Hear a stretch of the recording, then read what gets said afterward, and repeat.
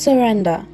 No one takes my life from me, but I lay it down of my own accord.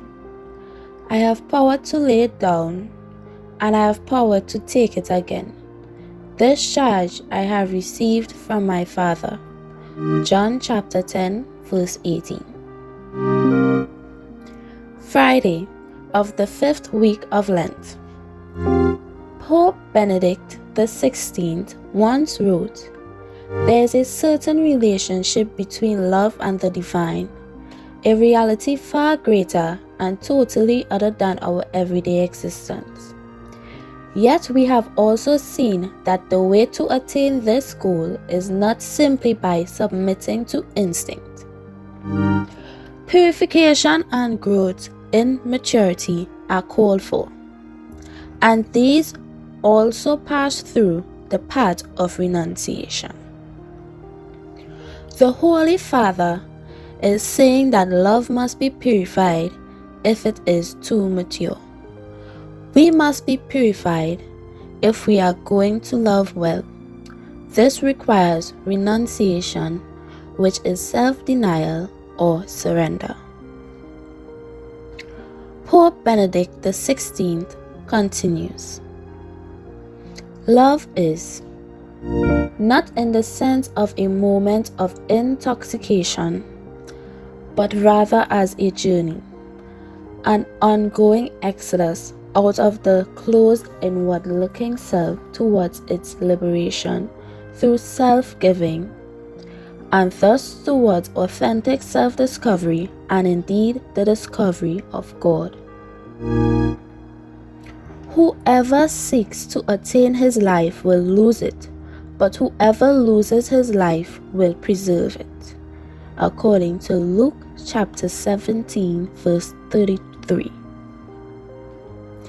As Jesus says throughout the Gospel, in these words, Jesus portrays his own path, which leads through the cross of the resurrection.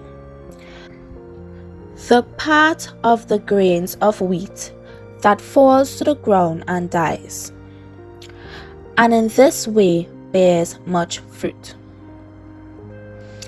Starting from the depths of his own sacrifice and of the love that reaches fulfillment therein.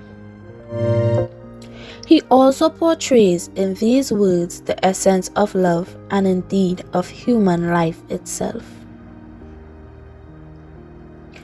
If love, real love, is a response to the love God has for us, then our inevitable response to God is surrender.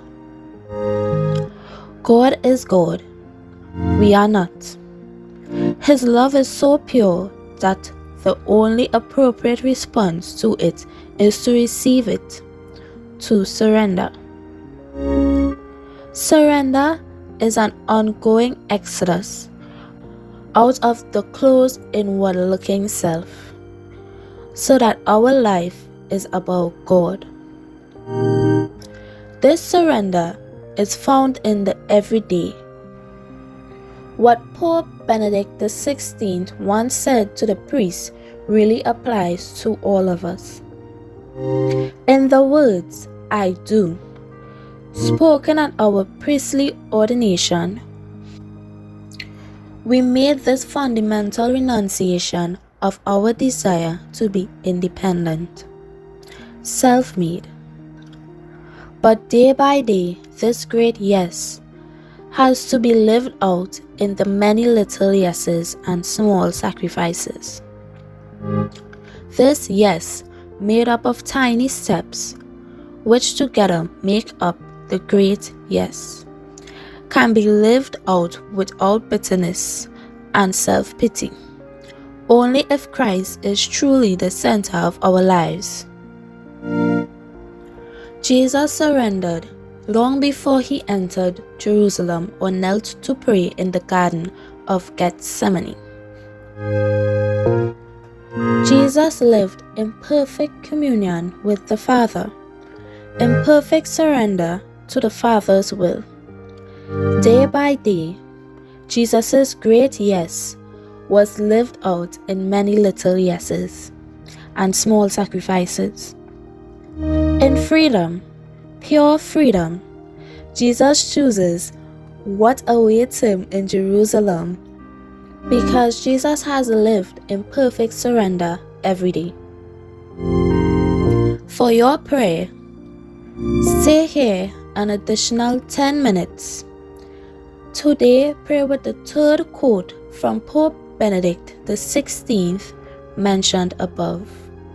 In the words, I do. What strikes you? What and how do you need to surrender to God? What words stood out to you as you prayed?